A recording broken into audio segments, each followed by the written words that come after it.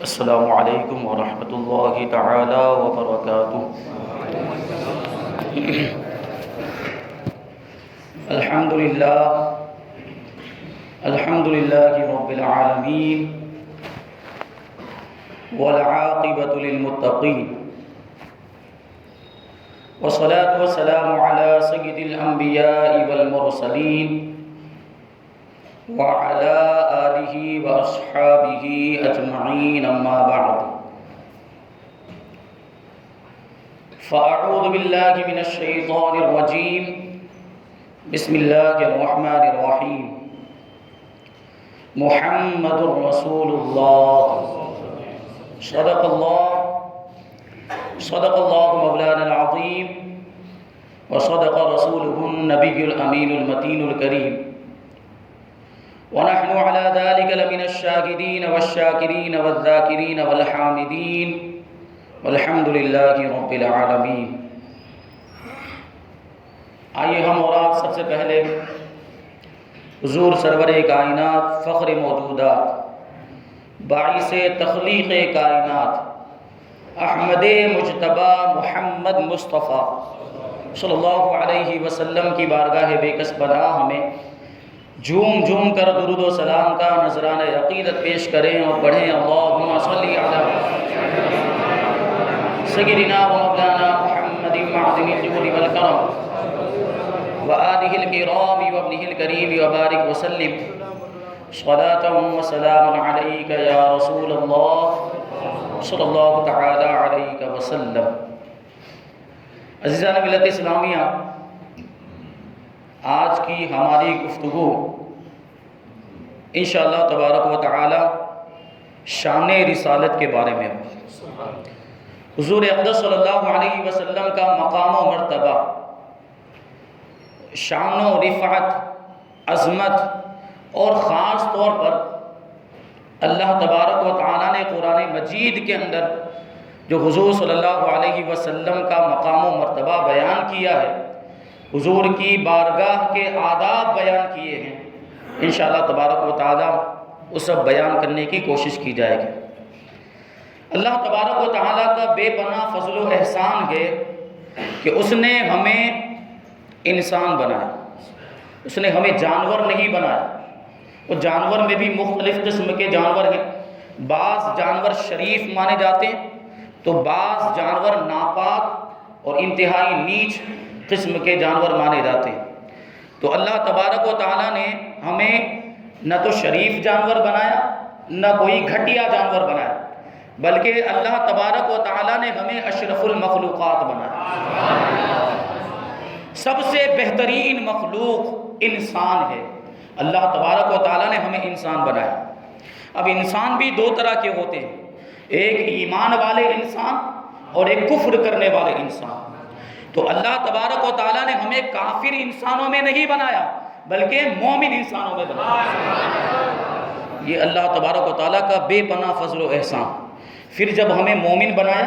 تو ایمان والے تو وہ بھی ہیں جو دوسرے انبیاء کرام پر ایمان رکھتے ہیں۔ وہ اللہ تبارک و تعالیٰ نے ہمیں دوسرے کسی نبی کی امت میں نہیں بنایا بلکہ ہمیں ایسے نبی کی امت میں بنایا جو سارے نبیوں کے سردار ہیں، جو سارے رسولوں کے سردار ہیں۔ اور حضور سے نسبت ہو جانے کی وجہ سے، حضور کے دامن سے وابستہ ہو جانے کی وجہ سے اللہ تبارک و تعالیٰ نے اس امت کو ساری امتوں سے افضل و اعلیٰ بنا تھا، کیونکہ رسول اللہ جب سب سے بلند و بالا مرتبہ رکھتے ہیں تو ان کی امت کیوں بلند و بالا مرتبہ نہ رکھے؟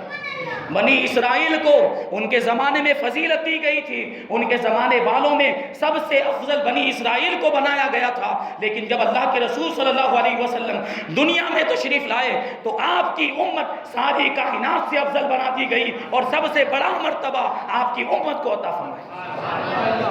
تو یہ اتنا بڑا احسان ہے کہ اگر اس احسان اور اس نعمت کے شکریہ کے طور پر پوری زندگی بھی اگر ہم سجدے میں سر رکھ کے گزار دیں تب بھی اس کا شکریہ ادا نہیں ہو سکتا ہے۔ یہ ایسی نعمت اللہ تبارک و تعالیٰ نے ہمیں عطا فرمائی کہ نبی پاک صلی اللہ علیہ وسلم کتنا بڑا مقام و مرتبہ، پوری کائنات کا سردار آپ کو بنایا گیا، اور انبیاء کرام کو جو خوبیاں جو معجزات، جو کمالات، جو اوصاف و صفات مختلف اعتبار سے متفرق طور پر عطا کیے گئے تھے، وہ ساری خوبیاں، وہ سارے معجزات، وہ سارے کمالات، وہ ساری صفات، وہ سارے اوصاف ہمارے آقا کی ذات میں جمع کر دیے گئے۔ ہمارے آقا کو سر سے لے کر پاؤں تک اللہ تبارک و تعالیٰ نے معجزہ بنا کر بھیجا۔ ایسے نبی کی امت ہیں ہم، جتنا اللہ کا شکر ادا کریں اتنا کم ہے، لیکن اس امت کی کچھ ذمہ داریاں بھی ہیں۔ جب ہمیں پوری کائنات کا سردار بنایا گیا تو جس کا جیسا مقام و مرتبہ ہوتا ہے اس کی ذمہ داریاں بھی ویسی ہوتی ہیں۔ ہمیں پوری کائنات کا سردار بنایا گیا تو ہماری ذمہ داری یہ ہے کہ پوری دنیا کے لوگوں کو بھلائی کی طرف بلائیں، پوری دنیا کے لوگوں کو برائی سے روکیں۔ لیکن ہمارا معاملہ کیا ہے کہ ہم خود گناہوں میں مبتلا ہیں، ہم خود برائیوں میں مبتلا ہیں، تو دوسروں کو کیا بھلائی کی طرف بلائیں گے، دوسروں کو کیا گناہوں سے روکیں گے؟ تو سب سے پہلی ذمہ داری ہماری یہ بنتی ہے کہ ہم اپنے آپ کو سدھاریں، ہم اپنی اصلاح کریں، ہم پہلے خود گناہوں سے بچیں، ہم پہلے خود برائیوں سے بچیں، پھر دوسروں کو جو ہے کہ بھلائی کی طرف بلائیں اور گناہوں سے روکیں۔ ہم بہترین امت ہیں تو ہماری ذمہ داری امر بالمعروف اور نہی عن المنکر ہے۔ اللہ تبارک و تعالی ارشاد فرماتا ہے کنتم خیر امت اخرجت للناس تأمرون بالمعروف وتنہون عن المنکر، کہ تم بہترین امت ہو جو لوگوں کے لیے ظاہر کی گئی کہ تم بھلائی کا حکم دیتے ہو اور برائیوں سے روکتے ہو۔ یہ صفت ہماری بیان کی قرآن مجید کے اندر اللہ تبارک و تعالیٰ نے۔ تو حضور اقدس صلی اللہ علیہ وسلم کا مقام و مرتبہ اتنا بلند و بالا۔ ایک مرتبہ حضرت جبرائیل امین نبی کریم صلی اللہ علیہ وسلم کی بارگاہ میں حاضر ہوئے تو اللہ کے رسول صلی اللہ علیہ وسلم نے جبرائیل سے پوچھا، اے جبرائیل تم نے تو مشرق و مغرب کو دیکھا ہے، تم نے تو شمال و جنوب کو دیکھا ہے، تم نے پوری کائنات کو دیکھا ہے، بھلا بتاؤ تو ہمارے جیسا بھی کسی کو دیکھا ہے؟ تو جبریل کہتے ہیں یا رسول اللہ میں نے پوری کائنات کے چپے چپے کو دیکھا ہے لیکن آپ کے مثل کسی کو نہیں پایا۔ یہی بولے سدرا والے چمنے جہاں کے تھالے، سبھی میں نے چھان ڈالے تیرے پائے کا نہ پایا، تجھے یک نے یک بنایا، تجھے یک نے یک بنایا۔ تو صرف ایسے سرسری نگاہ سے نہیں دیکھا، اعلیٰ حضرت فرما رہے ہیں چھان ڈالے۔ چھاننا کب کہا جاتا ہے؟ جب کسی چیز کو بالکل جو جھاڑ دیا جائے، اس کے ذرے ذرے کا ملاحظہ کر لیا جائے۔ تو حضرت جبرائیل نے پوری کائنات کے ذرے ذرے کو دیکھا، پھر گواہی دیتے ہیں کہ آپ کے جیسا کسی کو نہیں پایا، آپ کو ایک اللہ نے ایک اور بے مثال بنایا، آپ کے جیسا کسی اور کو نہیں بنایا۔ یہ شان، یہ مقام و مرتبہ اللہ تبارک و تعالیٰ نے آپ کو عطا فرمایا۔ اسی لیے تو حضرت حسان بن ثابت رضی اللہ تعالیٰ عنہ نے یہ شعر کہے تھے کہ وَأَحْسَنَ مِنْكَ لَمْ تَرَ قَطُّ عَيْنِي وَأَجْمَلَ مِنْكَ لَمْ تَلِدِ النِّسَاءُ، کہ آپ سے زیادہ حسین و جمیل کسی آنکھ نے دیکھا ہی نہیں ہے، اور آپ سے زیادہ خوبصورت، آپ سے زیادہ جمال والا کسی ماں نے جنا ہی نہیں ہے۔ خُلِقْتَ مُبَرَّأً مِنْ كُلِّ عَيْبٍ كَأَنَّكَ قَدْ خُلِقْتَ كَمَا تَشَاءُ، آپ کو تمام عیوب سے پاک پیدا کیا گیا، گویا کہ آپ کو ویسے پیدا کیا جیسا کہ آپ چاہتے تھے۔ یہ دیکھیں شان۔ وہ شیخ سعدی رضی اللہ تعالیٰ عنہ نے حضور اقدس صلی اللہ علیہ وسلم کے تعلق سے اشعار لکھے۔ وہ کہتے ہیں یا صاحب الجمال ویا سید البشر من وجہک المنیر لقد نوّر القمر، اے حسن و جمال والے، اے حسین و جمیل چہرے والے، اور اے انسانوں کے سردار، آپ کے حسن و جمال کا اور آپ کے نور کا معاملہ یہ ہے کہ آپ کے نور سے یہ چاند بھی روشنی حاصل کرتا ہے، اور آپ کے مقام و مرتبے کو کتنا بیان کیا جائے، کتنی خوبیاں بیان کیا جائے، جتنی تعریف کی جائے اتنی تعریف کم ہے۔ اس لیے آخر میں کہتے ہیں لا يمكن الثناء كما كان حقه بعد خدا، بزرگ توئی قصہ مختصر کہ آپ کی کما حقہ تعریف ہو ہی نہیں سکتی ہے۔ آخر میں صرف اتنا کہا جا سکتا ہے کہ اللہ کے بعد اگر کسی کا سب سے بڑا مرتبہ ہے تو یا رسول اللہ آپ کا مرتبہ۔ اعلیٰ حضرت رضی اللہ تعالیٰ عنہ نے پوری زندگی حضور اقدس صلی اللہ علیہ وسلم کی ناموں سے رسالت پر پہرا دیا، حضور کے اوصاف و کمالات کو بیان کیا، حضور کی شان میں نعتیں لکھی، اور حضور کی تعریف اپنی تصنیفات کے اندر بھی بیان کی۔ اور رسالے لکھے حضور کی شان میں، کتابیں لکھی ہیں حضور کی فضیلت کو بیان کرنے کے لیے، اور نعتیں بھی لکھی، اشعار بھی بے شمار لکھے، بہت ساری نعتیں لکھی، لیکن آخر میں کیا کہتے ہیں؟ سرور کہوں کہ مالک و مولا کہوں تجھے، باغ خلیل کا گلے زیبا کہوں تجھے، مجرم ہوں اپنے عفو کا سامہ کروں شہا، جو ہے مجرم ہوں اپنے عفو کا سامہ کروں شہا، یعنی شفیع روز جزا کا کہوں تجھے، تیرے تو وصف عیب تناہی سے ہے بری، حیران ہوں میرے شاہ میں کیا کیا کہوں تجھے، اور اوصاف بیان کیے اور خوبیاں بیان کی، لیکن آخر میں یہ کہنے پر مجبور ہو گئے کہ کہہ لے گی سب کچھ، ان کے ثناء کی خاموشی چپ ہو رہا ہے کہہ کے میں کیا کیا کہوں تجھے۔ اب یہ کیا کیا میں بھی ابہام ہے، یہ کیا کیا میں بھی پوشیدگی ہے، کہ کیا کیا میں اور کیا کہا جا سکتا ہے۔ تو مقطع میں ارشاد فرماتے ہیں لیکن رضا نے ختم سخن اس پہ کر دیا، لیکن رضا نے ختم سخن اس پہ کر دیا، خالق کا بندہ خلق کا آقا کہوں تجھے۔ یہ شان اور ایسی خوبیاں اللہ تبارک و تعالیٰ نے آپ کو عطا فرمائی کہ آپ کی کما حق ہو تعریف ہو ہی نہیں سکتی ہے۔ اعلیٰ حضرت رضی اللہ تعالیٰ عنہ اسی لیے تو کہتے ہیں کہ اے رضا خود صاحب قرآن ہے مداح حضور، اے رضا خود صاحب قرآن ہے مداح حضور، تجھ سے کب ممکن ہے پھر مدحت رسول اللہ۔ جب خود اللہ تبارک و تعالیٰ ہمارے نبی کی تعریف بیان کرے، جب خود رب تبارک و تعالیٰ پروردگار عالم حضور کی نعت بیان کرے، تو پھر ہم کیسے حضور کی نعت کا حق ادا کر سکتے ہیں؟ ہم اللہ کے جیسے کلمات تو نہیں لا سکتے، ہم اس طرح جو آیتیں نازل ہوئی ہے کیا اس کا ہم مقابلہ کر سکتے؟ ہرگز نہیں کر سکتے۔ جب اللہ تبارک و تعالیٰ خود اپنے محبوب کی تعریف بیان کرتا ہے تو پھر ہم سے تعریف کما حق حضور کی ممکن ہی نہیں۔ یہ شان، یہ مقام و مرتبہ اللہ تبارک و تعالیٰ نے آپ کو عطا فرمایا۔ حضور صلی اللہ علیہ وسلم کا نام ہے محمد، کیا نام؟ صلی اللہ علیہ وسلم۔ محمد کا مطلب ہوتا ہے جس کی بہت زیادہ تعریف کی گئی ہو۔ یہ نام آپ کے دادا جان حضرت عبد المطلب رضی اللہ تعالیٰ عنہ نے رکھا، حضور صلی اللہ علیہ وسلم کا یہ نام، اور یہ اللہ کی توفیق سے رکھا، اور یہ نام کہ آپ بالکل مصداق ہیں،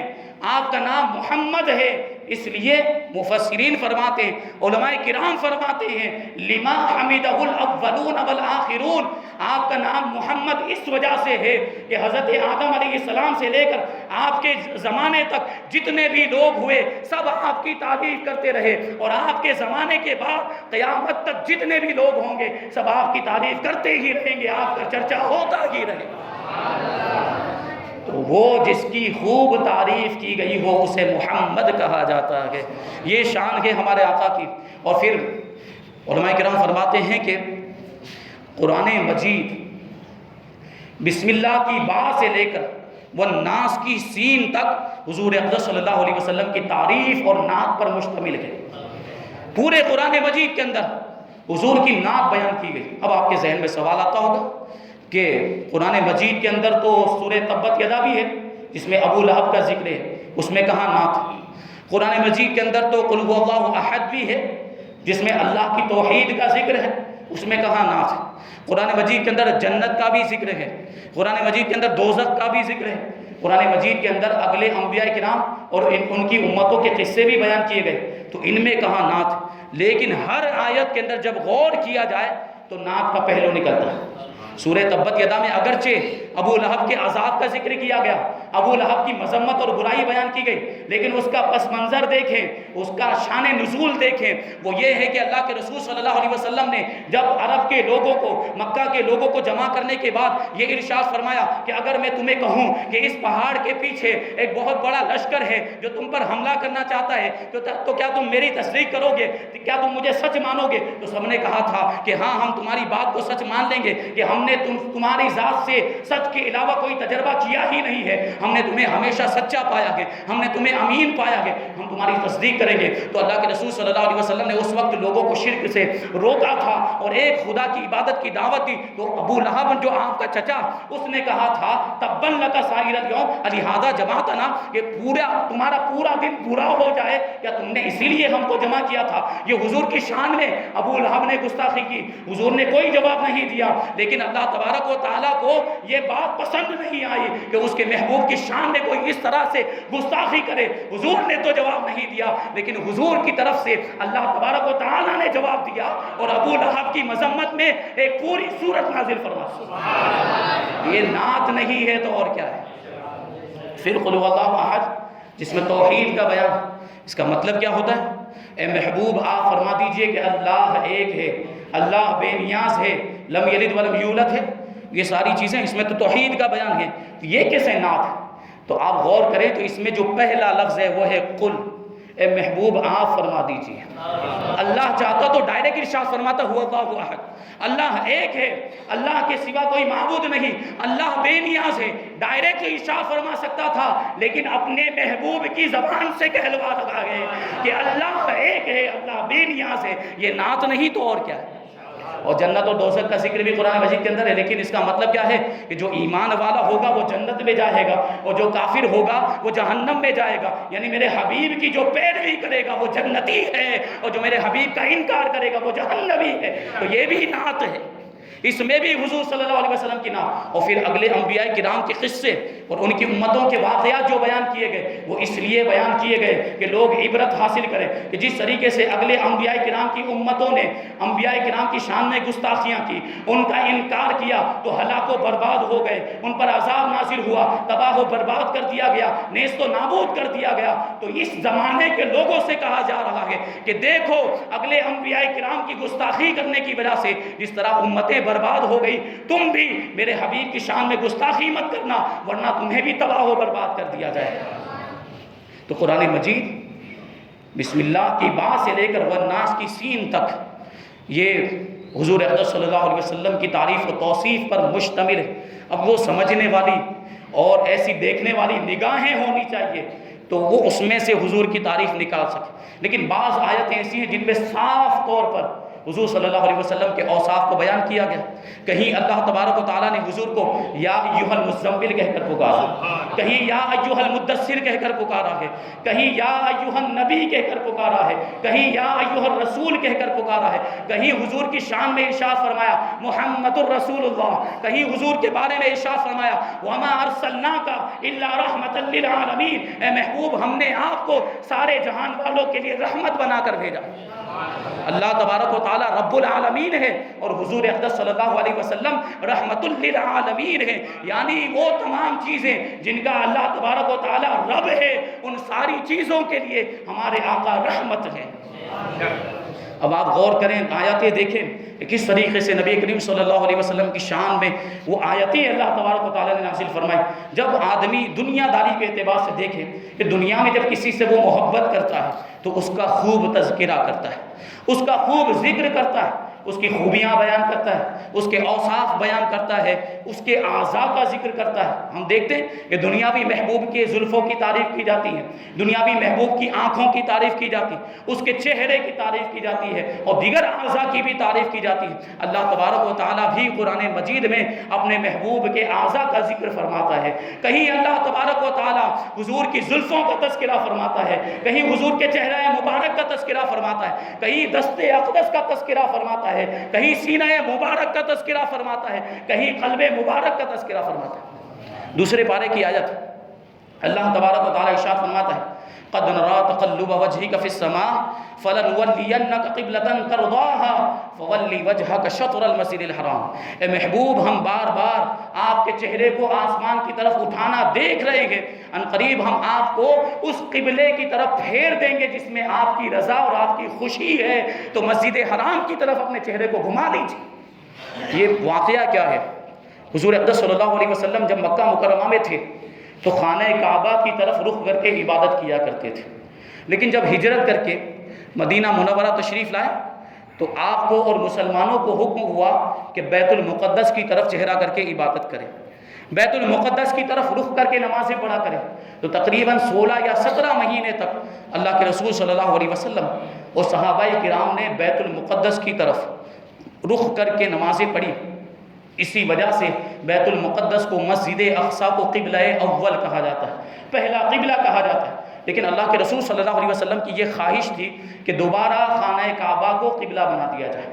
وہ ایک مرتبہ اسی خواہش میں اور اسی تمنا میں نماز کے دوران اللہ کے رسول صلی اللہ علیہ وسلم بار بار چہرہ اٹھا کر آسمان کی طرف دیکھ رہے تھے کہ کوئی حکم نازل ہو جائے، کوئی آیت نازل ہو جائے اور پھر سے خانہ کعبہ کو قبلہ بنا دیا جائے۔ یہی نبی کریم صلی اللہ علیہ وسلم تمنا رکھتے تھے کہ نماز کے دوران حضرت جبرائیل آئے اور حضور کو اللہ کا حکم سنایا کہ قبلہ تبدیل کیا جاتا ہے، پھر سے خانہ کعبہ کو قبلہ بنا دیا گیا ہے، تو اے محبوب آپ مسجد حرام کی طرف اپنا رخ کر لیجئے۔ تو نماز کے دوران ہی اللہ کے رسول صلی اللہ علیہ وسلم مسجد اقصی کی طرف سے مسجد حرام کی طرف گھوم گئے، تو تمام صحابہ کرام بھی اسی طرف گھوم گئے۔ مسجد قبلتین کا یہ واقعہ جو مدینہ منورہ کے اندر موجود ہے، جنہوں نے دیکھا ہے مسجد قبلتین کو، دو قبلوں والی مسجد، اس میں ایک محراب اس طرف بنی ہوئی ہے اور ایک محراب بالکل اپوزٹ سائیڈ میں بنی ہوئی ہے۔ آج تو ان لوگوں نے محراب کو ختم کر دیا ہے، لیکن ایک نشانی کے طور پر ایک چھوٹی سی محراب اوپر کی جانب بنی ہوئی ہے۔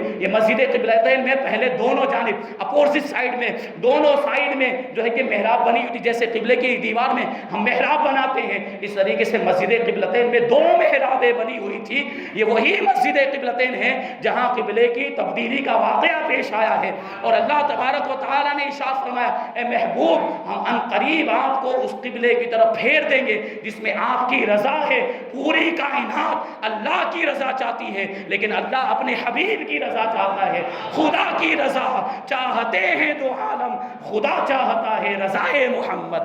صلی اللہ علیہ وسلم۔ تو اس میں دیکھیں آپ تو اللہ تبارک و تعالیٰ نے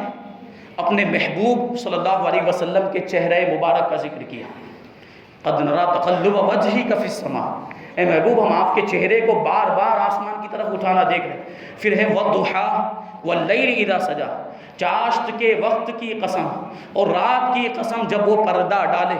تو اس کے بارے میں فرمایا کہ چاشت کے وقت کی قسم یاد فرمائی اللہ تبارک و تعالیٰ نے، اور رات کی قسم یاد فرمائی جب وہ اندھیرا کر دے، جب اس کی تاریکی پھیل جائے۔ تو بعض مفسرین نے فرمایا ہے کہ چاشت کے وقت سے نبی کریم صلی اللہ علیہ وسلم کا چہرہ مبارک مراد ہے، یعنی اللہ تبارک و تعالیٰ نے حضور کے منور اور روشن چہرے کی قسم یاد فرمائی،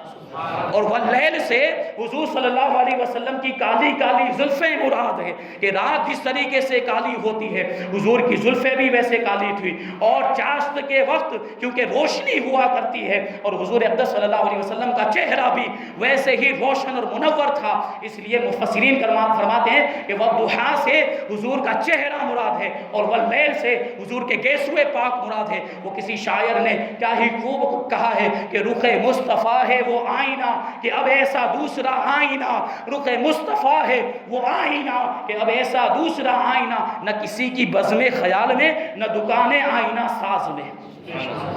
کیا مطلب ہوا؟ آئینہ ساز سے مراد اللہ تبارک و تعالیٰ کی ذات کہ اب کوئی اس طرح کا آئینہ بنا ہی نہیں سکتا، حضور اقدس صلی اللہ علیہ وسلم کے مثل کوئی ہو ہی نہیں سکتا۔ نبی کریم صلی اللہ علیہ وسلم کی نظیر محال ہے، آپ کے جیسا کوئی اور ہو جائے یہ ممکن نہیں ہے، یہ محالات میں سے ہے جو اللہ تبارک و تعالیٰ کی قدرت کے تحت داخل ہی نہیں۔ اللہ تبارک و تعالیٰ نے حضور سے پہلے نہ کسی کو حضور جیسا بنایا، نہ حضور کے بعد کسی کو حضور کے جیسا بنایا، یہ شان اور کے مقام و مرتبہ۔ تو اس میں اللہ تبارک و تعالیٰ نے حضور کے چہرے مبارک کا ذکر کیا۔ دوسری جگہ اللہ تبارک و تعالیٰ ارشاد فرماتا ہے وَمِنْهُمُ الَّذِينَ يُؤْذُونَ النَّبِيَّ وَيَقُولُونَ هُوَ أُذُنٌ قُلْ أُذُنُ خَيْرٍ لَكُمْ يُؤْمِنُ بِاللَّهِ وَيُؤْمِنُ لِلَّذِينَ آمَنُوا وَيُؤْمِنُ لِلْمُؤْمِنِينَ وَرَحْمَةٌ لِلَّذِينَ آمَنُوا مِنْكُمْ وَالَّذِينَ يُؤْذُونَ رَسُولَ اللَّهِ لَهُمْ عَذَابٌ أَلِيمٌ۔ ان میں سے بعض لوگ وہ ہیں جو غیب کی خبر دینے والے نبی کو تکلیف پہنچاتے ہیں، اس نبی کو ستاتے ہیں اور کہتے ہیں کہ وہ تو کان ہے، یعنی ان کو جو کہا جائے وہ مان لیتے ہیں، ان کو جو بات کہی جائے وہ سن کر اس پر جو ہے کہ یقین کر لیتے ہیں، اور اللہ تبارک و تعالیٰ ارشاد فرماتے کہ ہاں وہ کان ہیں لیکن تمہاری بھلائی کے لیے ہیں، جو ایمان والوں کا یقین کرتے ہیں، منافقین کا یقین نہیں کرتے، اور وہ ایسے کان ہیں جو ایمان والوں کے لیے رحمت ہیں، اور جو نبی کو تکلیف پہنچاتے ہیں، اللہ کے رسول کو ستاتے ہیں، ان کے لیے دردناک عذاب ہے۔ اور یہ رحمت ہے نبی کے کان، کس اعتبار سے رحمت ہے کہ یہی تو وہ کان ہے جو قرآن کی آیتوں کو سنتے ہیں اور پھر دہن مبارک سے وہ آیتیں ہم تک پہنچا کرتی ہیں۔ تو یہ کام، یہ منافقین جو تھے یہ اپنی نجی محفلوں کے اندر نبی کریم صلی اللہ علیہ وسلم کی برائیاں کرتے تھے، حضور کی شان میں گستاخیاں کرتے، اور جب اللہ کے رسول صلی اللہ علیہ وسلم کی بارگاہ میں حاضر ہوتے یا مسلمانوں کے سامنے جاتے تو مکر جاتے، اپنی بات سے پھر جاتے، ہم نے تو ایسی کوئی بات نہیں کہی، اور پھر اپنی محفلوں میں جاتے اور ان کے جو ساتھی وہ ان سے کہتے کہ تم اس طرح کرتے ہو، کہیں حضور کو پتہ چل گیا تو تمہاری خیریت نہیں رہے گی۔ تو اس وقت یہ جملہ وہ لوگ کہا کرتے تھے کہ وہ تو کان ہیں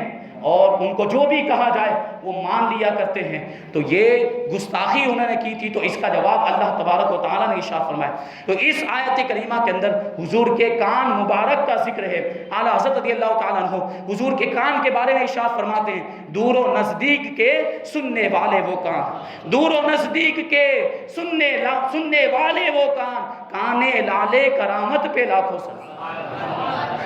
اس میں حضور کے کان مبارک کا ذکر ہے۔ دوسری جگہ اللہ تبارک و تعالیٰ ارشاد فرماتے ہیں، لا تجعل یدک مغلولۃ الی عنقک ولا تبسطها کل البسط فتقعد ملوما محسورا۔ اے محبوب، آپ اپنے ہاتھ کو اپنی گردن سے بندھا ہوا نہ رکھیں اور نہ ہی اپنے ہاتھ کو پورے طور پر کھول دیں کہ پھر ملامت کیا ہوا اور تھکا ہوا ہو کر آپ بیٹھے رہیں۔ یہ حضور اقدس صلی اللہ علیہ وسلم سے ارشاد فرمایا جا رہا ہے کہ نہ ایسا ہو کہ آپ بالکل گردن پر ہاتھ باندھ لیں اور بالکل بھی سخاوت نہ کریں، بالکل بھی مال خرچ نہ کریں اور کنجوس بن جائیں، ایسا بھی نہ ہو، اور پھر ایسا بھی نہ ہو کہ ہاتھ کو بالکل کھول دیں اور اتنی سخاوت کریں کہ پھر اپنی ضرورتوں کا بھی خیال نہ کریں۔ اس کا پس منظر اور واقعہ کیا ہے کہ ایک یہودی خاتون نے ایک مسلمان بیوی کے ساتھ جو ہے کہ بحث و مباحثہ کیا، اور وہ یہودیہ جو تھی اس نے حضرت موسیٰ علیہ السلام کی سخاوت کا ذکر کیا، ان کے جود و نوال کا ذکر کیا، اور حضرت موسیٰ علیہ السلام کو اتنا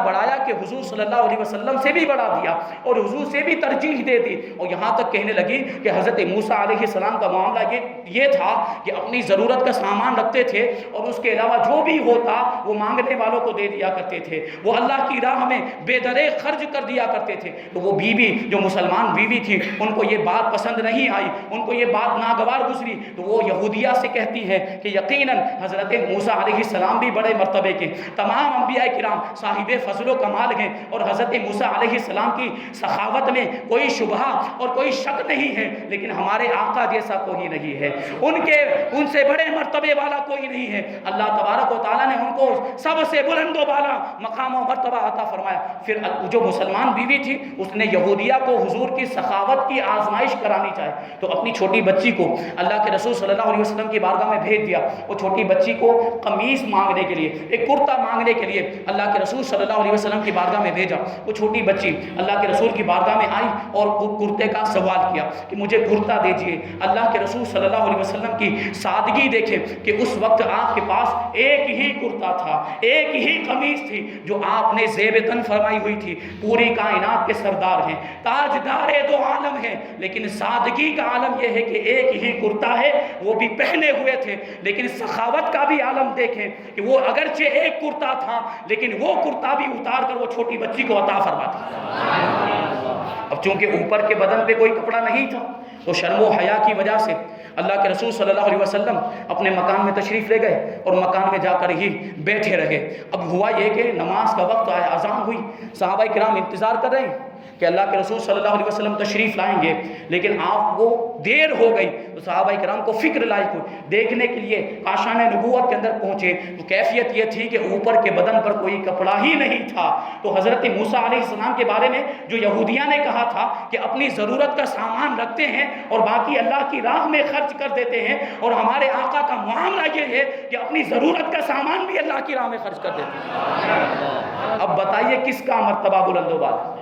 تو اس میں حضور کے دست اقدس کا ذکر کیا گیا۔ اس آیت کریمہ میں اللہ تبارک و تعالیٰ نے حضور کے مبارک ہاتھوں کا ذکر کیا ہے، جو وہ ہاتھ جن کے بارے میں اعلیٰ حضرت رضی اللہ تعالیٰ عنہ یوں ارشاد فرماتے ہیں، ہاتھ جس سمت اٹھا غنی کر دیا، ہاتھ جس سمت اٹھا غنی کر دیا، یعنی مالدار کر دیا، بے نیاز کر دیا۔ ہاتھ جس سمت اٹھا غنی کر دیا، موجے بحر سماحت پہ لاکھوں سلام۔ یہ سلام کے اشعار ہم پڑھتے ہیں لیکن کبھی ہم نے سمجھنے کی کوشش نہیں کی ہوگی۔ یہ دیکھیں اشعار کے اندر ایسی گہرائیاں۔ تو اللہ تبارک و تعالیٰ نے حضور کے اعضاء کا بھی ذکر کیا قرآن مجید کے اندر اور حضور کے مقام و مرتبے کو اجاگر کیا۔ اور دیکھیں آپ اور ایک مقام پر اللہ تبارک و تعالیٰ نے حضور کی جان کی قسم یاد فرمائی۔ حضور کی زندگی کی قسم یاد فرمائے، ارشاد فرمایا لعمرک انہم لفی سکرتہم یعمہون، اے محبوب آپ کی زندگی کی قسم، آپ کی جان کی قسم، یہ جو کفار ہیں یہ اپنے نشے میں بھٹک رہے ہیں، یہ مشرکین اپنے نشے میں بھٹک رہے ہیں۔ اس آیت کریمہ کے اندر حضور کے وجود کی قسم اللہ تبارک و تعالیٰ نے یاد فرمائی۔ حضرت عبداللہ ابن عباس رضی اللہ تعالیٰ عنہ فرماتے ہیں کہ پوری کائنات کے اندر کسی کی جان کی قسم اللہ تبارک و تعالیٰ نے یاد نہیں فرمائی ہے، وہ صرف اور صرف حضور اقدس صلی اللہ علیہ وسلم کی ذات ہے جن کی جان کی قسم اور جن کی زندگی کی قسم اللہ تبارک و تعالیٰ نے یاد فرمائی۔ اس سے بھی آپ، کیونکہ حضور کا جو وجود ہے پوری کائنات میں سب سے بہترین اور سب سے افضل و اعلیٰ وجود ہے، تو کیوں نہ اس کی قسم یاد کی جائے، یہ شان۔ تو اس میں دیکھیں حضور کی زندگی کی قسم، پھر ایک جگہ پہ اللہ تبارک و تعالیٰ نے حضور کے کلام کی قسم یاد فرمائی، وَقِيلِهِ یا ربی اِنَّ هَؤُلَاءِ قَوْمٌ لَا يُؤْمِنُونَ، میرے محبوب کے، حبیب کے یہ فرمانے کی قسم، میرے حبیب کے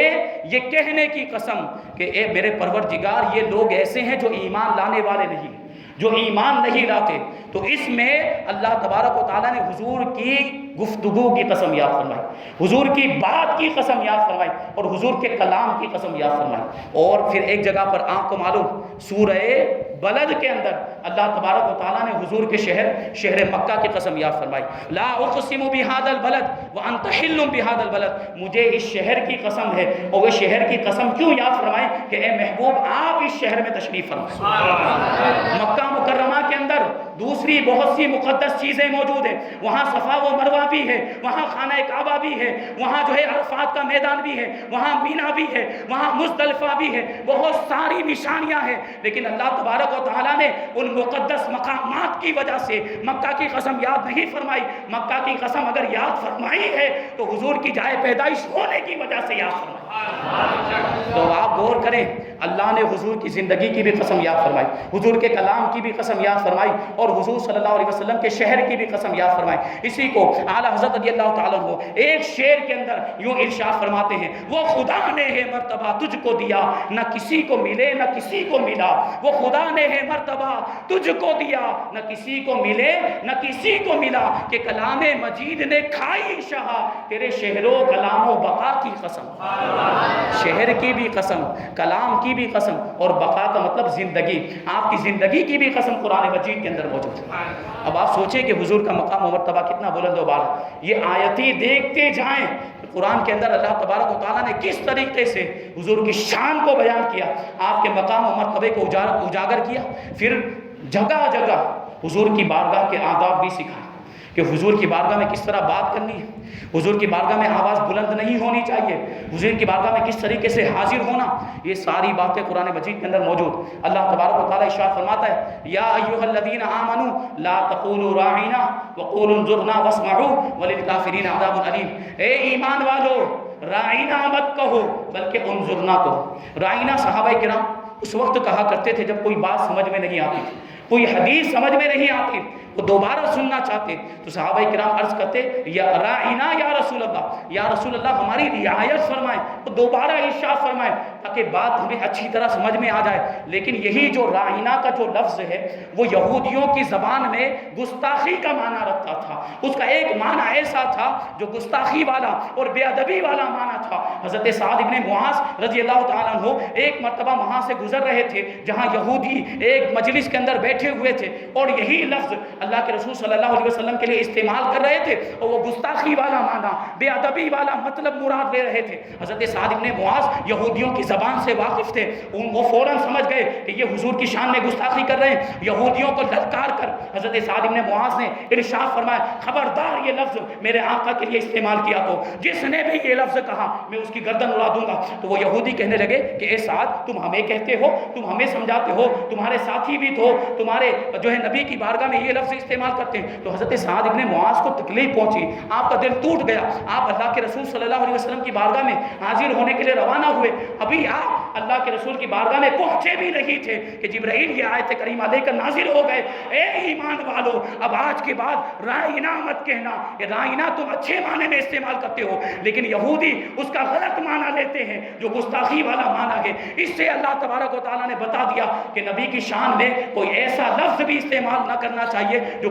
کسی دوسری زبان میں بھی گستاخی والا مطلب رکھتا ہو، یہ شان ہے حضور کی۔ پھر ارشاد فرمایا گیا وقول انظرنا، رائنا مت کہو لیکن انظرنا کہو، انظرنا یا رسول اللہ، یا رسول اللہ نظر کرم فرمائے، یا رسول اللہ ہماری طرف توجہ فرمائے، ہمیں سمجھ میں نہیں آئی بات۔ اور پھر ارشاد فرمائے واسمعوا، پہلے ہی سے غور سے سنو کہ نہ رائنا کہنے کی ضرورت پڑے نہ انظرنا کہنے کی ضرورت پڑے۔ وَلِلْكَافِرِينَ عَذَابٌ عَلِيمٌ، اور کافروں کے لیے دردناک عذاب ہے جو حضور کی شان میں گستاخیاں کرتے ہیں، جو حضور کی شان میں بے ادبی کرتے ہیں، ان کے تعلق سے ارشاد فرمائے کہ وہ کافر ہیں اور کافروں کے لیے دردناک عذاب ہے۔ تو اس سے پتہ چلا کہ نبی کی شان میں اگر کوئی ادنا سی بھی گستاخی کرے اور وہ مسلمان ہونے کا دعویٰ کرتا ہو تو وہ دائرہ اسلام سے باہر ہو جایا کرتا ہے، وہ کافر ہو جایا کرتا ہے۔ یہ نبی کریم صلی اللہ علیہ وسلم کی بارگاہ میں گفتگو کرنے کا انداز اللہ تبارک و تعالیٰ نے ہمیں سکھایا۔ پھر ایک دوسرے مقام پر اللہ تبارک و تعالیٰ ارشاد فرماتا ہے یا ایھا الذین آمنوا لا تقدموا بین یدی اللہ ورسولہ واتقوا اللہ ان اللہ سمیع علیم، اے ایمان والو اللہ اور اس کے رسول سے آگے مت بڑھو اور اللہ سے ڈرو، بے شک اللہ سننے والا جاننے والا۔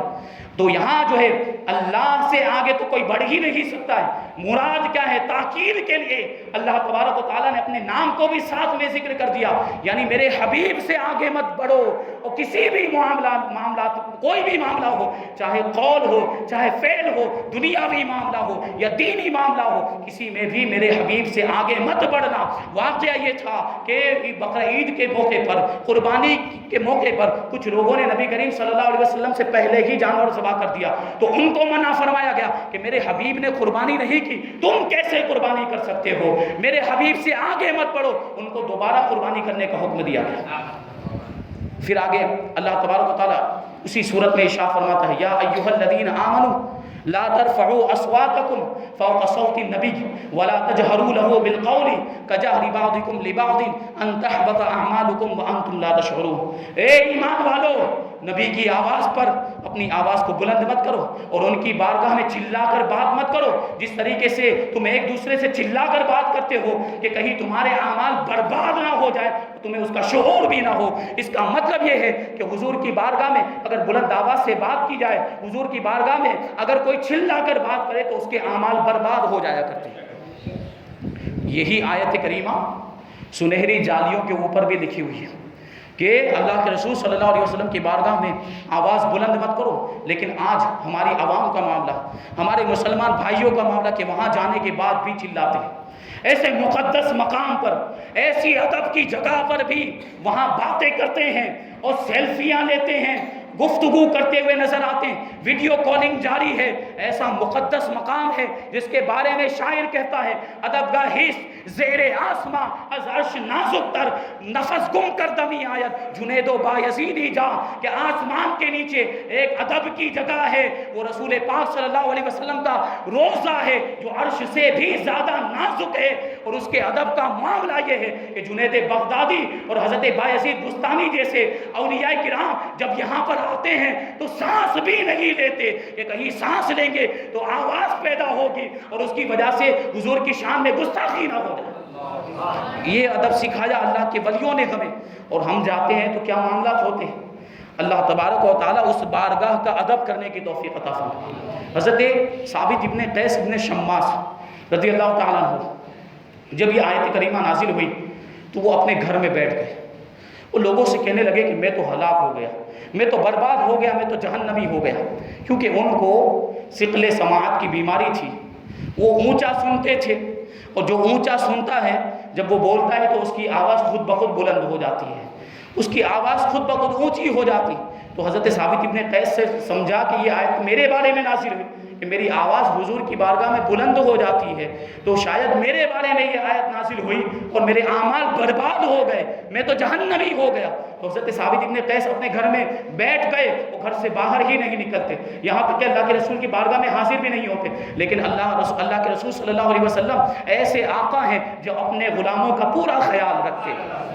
کئی دنوں تک جب حضرت ثابت کو اللہ کے رسول صلی اللہ علیہ وسلم نے نہیں دیکھا کہ آ نہیں رہے ہیں، بارگاہ میں حاضری نہیں ہو رہی، تو حضرت سعد ابن معاذ سے پوچھتے ہیں کہ اے سعد، ثابت کا کیا معاملہ ہے، وہ آتے کیوں نہیں، ان کو کچھ ہوا تو نہیں؟ تو حضرت سعد ابن معاذ جواب دیتے ہیں کہ وہ میرے پڑوسی ہیں، لیکن ان کو کوئی بیماری ہوئی ہو ایسا کوئی معاملہ میرے پاس نہیں آیا، ایسی کوئی خبر میرے پاس نہیں آئی ہے، جا کر معلوم کرتا ہوں۔ حضرت سعد ابن معاذ حضرت ثابت ابن قیس کے پاس پہنچے اور پہنچنے کے بعد پوچھا کہ تم اللہ کے رسول کی بارگاہ میں حاضر کیوں نہیں ہوتے، رسول اللہ تمہیں یاد فرما رہے ہیں۔ تو حضرت ثابت ابن قیس کہتے ہیں کہ میں تو جہنمی ہو گیا، رسول اللہ کی بارگاہ میں میری آواز بلند ہو جاتی ہے، اور یہ آیت کریمہ نازل ہوئی ہے جس میں حضور کی آواز پر آواز کو بلند کرنے سے منع فرمایا گیا کہ تو اس آیت کا کہ اس میں جو وعید بیان کی گئی ہے اس وعید کا حقدار تو میں بھی ہو گیا۔ یہ بات حضرت سعد نے آنے کے بعد اللہ کے رسول صلی اللہ علیہ وسلم کی بارگاہ میں عرض کی کہ ثابت ابن قیس ایسا کہتے ہیں کہ میری آواز بلند ہو جاتی ہے، اس وجہ سے میں جہنمی ہو گیا۔ تو اللہ کے رسول صلی اللہ علیہ وسلم نے ارشاد فرمایا کہ ثابت ابن قیس کو فکر کرنے کی ضرورت نہیں ہے، وہ جہنمی نہیں ہے، وہ تو جنتی ہے، جنتی۔ وہ جان بوجھ کر تھوڑی آواز بلند کرتا ہے، اس کی تو مجبوری ہے۔ یہ شان، یہ حضور کی بارگاہ کے آداب بتائے گئے۔ صحابہ کرام رضی اللہ تعالیٰ عنہ حضور کی بارگاہ میں کیسے بیٹھتے تھے اور ان کے ادب کا معاملہ حضرت عروہ ابن مسعود ثقفی رضی اللہ تعالیٰ عنہ نے بیان کیا، میں نے دیکھا صحابہ کرام کو کہ حضور کی بارگاہ میں اس طریقے سے سر جھکا کر بیٹھتے کہ ایسا معلوم ہوتا کہ ان کے سروں پر پرندے بیٹھے ہوئے ہیں۔ اگر کسی کے سر پر پرندہ بیٹھا ہو تو کیا وہ حرکت کرے گا؟ کیا وہ ہلے گا ڈلے گا؟ وہ ہرگز حرکت نہیں کرے۔ تو صحابہ کرام پرندے ہوتے نہیں، یہ تشبیہ دی گئی، یہ مثال کے طور پر بیان کر رہے۔ صحابہ کرام اللہ کے رسول کی بارگاہ میں اس طریقے سے بیٹھتے تھے گویا کہ ان کے سروں پر پرندے بیٹھے ہو، بالکل حرکت نہیں کرتے، خاموشی کے ساتھ بیٹھتے اور بڑی توجہ کے ساتھ اللہ کے رسول صلی اللہ علیہ وسلم کی گفتگو کو سماعت کیا کرتے۔ اب جب یہ آیت کریمہ نازل ہوئی کہ نبی کی آواز پر اپنی آواز کو بلند مت کرو، تو حضرت ابوبکر صدیق، حضرت فاروق اعظم اور دیگر صحابہ کرام نے اپنے لیے احتیاط کو لازم کر لیا، اور جب بھی اللہ کے رسول صلی اللہ علیہ وسلم کی بارگاہ میں گفتگو کرتی تو انتہائی نیچی آواز میں گفتگو کیا کرتے، انتہائی پست آواز میں گفتگو کیا کرتے تھے۔ تو یہ ادا بھی اللہ کو پسند آ گئی اور ان کے بارے میں آگے والی آیت نازل فرمائی، ان الذین یغضون اصواتهم عند رسول اللہ اولئک الذین امتحن اللہ قلوبهم للتقوی لهم مغفرۃ واجر عظیم، کہ بے شک وہ لوگ جو رسول کی بارگاہ میں اپنی آوازوں کو پست کرتے ہیں یہ وہی لوگ ہیں جن کے دلوں کو اللہ تبارک و تعالیٰ نے تقوی کے لیے جانچ لیا ہے اور پرکھ لیا ہے، اور ان لوگوں کے لیے مغفرت ہے اور بہت ہی عظیم اجر ہے۔ یہ صحابہ کرام کے عمل کا جذبہ دیکھیں، آیت نازل ہوئی اور عمل شروع ہو گیا۔ قرآن مجید کے اندر یہ 1450 سال پہلے سے نازل ہوا، قرآن مجید کے اندر 1450 سال پہلے ہی سے آیتیں موجود ہیں نماز کے بارے میں، واقیموا الصلاۃ، نماز قائم کرو، زکوٰۃ ادا کرو، روزے رکھو، حج کرو، یہ آیتیں موجود ہیں، لیکن اس کے باوجود ہم عمل کرتے ہیں۔ 1450 سال ہو گئے، ہمارے علماء بولتے رہتے ہیں، ہمارے ائمہ بولتے ہیں نماز پڑھو، نماز قائم کرو، نیک کام کرو۔ ارے عزیزان ملت اسلامیہ، کسی دوسرے کے بولنے کی ضرورت نہیں ہے، کیا ہمارے رب کا کہہ دینا کافی نہیں؟ ہمارے رب نے ارشاد فرما دیا کہ نماز پڑھو، تو اب ہمیں کسی دوسرے کے کہنے کی ضرورت پیش آنے ہی نہیں چاہیے۔ ہم یہ سوچ کر مسجد میں آ جائیں کہ ہمارے رب کا حکم ہے، پروردگار عالم کا حکم ہے، تو پھر یقین جانیے اس نیت کے ساتھ اگر ہم آئیں گے تو پھر کامیابی ہمارے قدم چومے گی۔ جو کہ بے برکتیاں جو ہم دیکھتے ہیں، یہ گھروں میں لڑائی جھگڑے ہو رہے ہیں، یہ روزیوں سے برکت اٹھ گئی ہے اور محلوں کے اندر سکون نہیں ہے، یہ اس کی بنیادی وجہ یہی ہے کہ ہم اسلام سے دور ہو گئے، ہم غافل ہو گئے ہیں، ہم نے نمازیں چھوڑ دی، ہم نے عبادتیں چھوڑ دی، تو پھر برکتیں کہاں سے ہیں؟ اگر برکت چاہتے ہیں تو ہمیں اسلام کے دامن کو مضبوطی کے ساتھ تھامنا ہو۔ پھر آگے کی آیت دیکھیں، کتنی آیتیں بیان کی جائیں، بے شمار آیتیں ہیں جن میں حضور کے مقام و مرتبے کو بیان کیا گیا۔ آگے اللہ تبارک و تعالیٰ ارشاد فرماتے ہیں کہ ان الذین ینادونک من وراء الحجرات اکثرهم لا یعقلون، کہ بے شک وہ لوگ جو حجروں کے باہر سے آپ کو پکارتے ہیں، آپ کو آواز دیتے ہیں، ان میں سے اکثر بے عقل ہیں، ان کو عقل نہیں، وہ آداب کو جانتے نہیں، کہ حضور کی بارگاہ میں کس طریقے سے حاضر ہونا چاہیے. وَلَوْ أَنَّهُمْ صَبَرُوا حَتَّى تَخْرُجَ إِلَيْهِمْ لَكَانَ خَيْرًا لَهُمْ. اگر وہ صبر کرتے,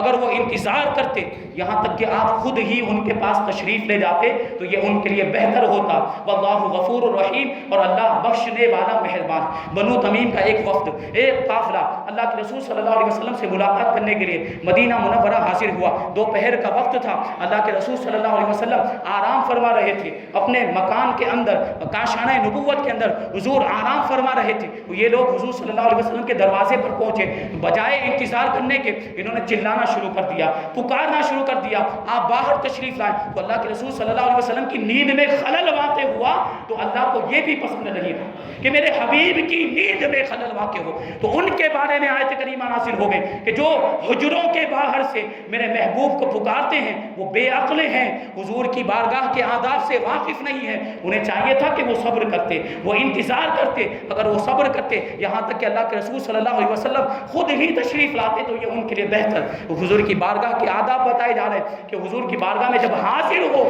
تو اس طریقے سے حاضر ہو. اگر وہ آداب میں سے یہ بھی ہے کہ حضور صلی اللہ علیہ وسلم آرام فرما رہے ہوں, اللہ کے حبیب آرام فرما رہے ہوں, تو ایسی کوئی حرکت نہ کی جائے کہ آپ کے آرام میں خلل واقع ہو جائے. حضرت علی کا واقعہ آپ کو معلوم ہوگا, مقام صحبہ میں حضور آرام فرما رہے تھے, نماز عصر قضا ہو رہی ہے, لیکن حضور کے جو ہے کہ حضور کے آرام میں کوئی خلل واقع نہ ہو جائے, حضور کی نیند میں کوئی خلل واقع نہ ہو جائے. نماز قضا ہو گئی لیکن حضور کو جگانا گوارا نہیں کیا. وہ جانتے تھے کہ یہ نماز بھی ملی ہے تو یہ اللہ کے رسول کے صدقے میں ملے گی. اور پھر بعد میں ہوا بھی تو یہ, جب بیدار ہوئے حضرت علی رو رہے تھے, پوچھا کیوں روتے, تو فرمایا نماز عصر قضا ہو گئی تو سورج کو پلٹا دیا, ڈوب گیا تھا, ڈوبے سورج کو واپس لے کر آئے. یہ شان ہے اللہ کے رسول صلی اللہ علیہ وسلم کی. کتنی باتیں بیان کی جائے, ایک رات نہیں کئی راتیں گزر جائیں گی لیکن حضور کا مقام و مرتبہ کما حقہ بیان ہو ہی نہیں سکتا ہے. لا يمكن الثناء کما کان حقہ بعد از خدا. بزرگ تو یہ قصہ مختصر, وما علینا الا البلاغ. السلام علیکم.